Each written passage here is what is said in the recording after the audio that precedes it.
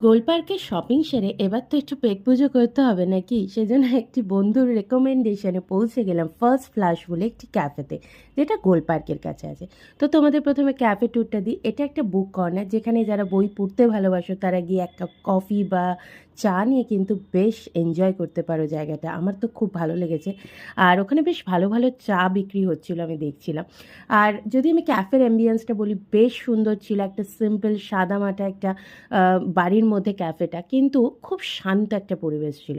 তো যাই হোক, ট্যুর তো হলো, এবার দেখো কী কী খেয়েছি। ফার্স্টেই নিয়েছিলাম cheesy creamy chicken soup with bread, তারপরে ফিশ ফিঙ্গার ছিল উইথ স্যালাড, আর নিয়েছিলাম রেড সস পাস্তা, যেটা খেতে বেশ ভালো লেগেছে। খুব মানে কিমা চিকেন দিয়ে বানানো ছিল।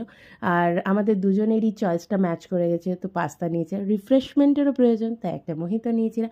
এটা ছিল ওয়ান বাইট ফিশের একটা রেসিপি, যেটা বেশ ভালোই ছিল। আর লাস্টে ব্লুবেরি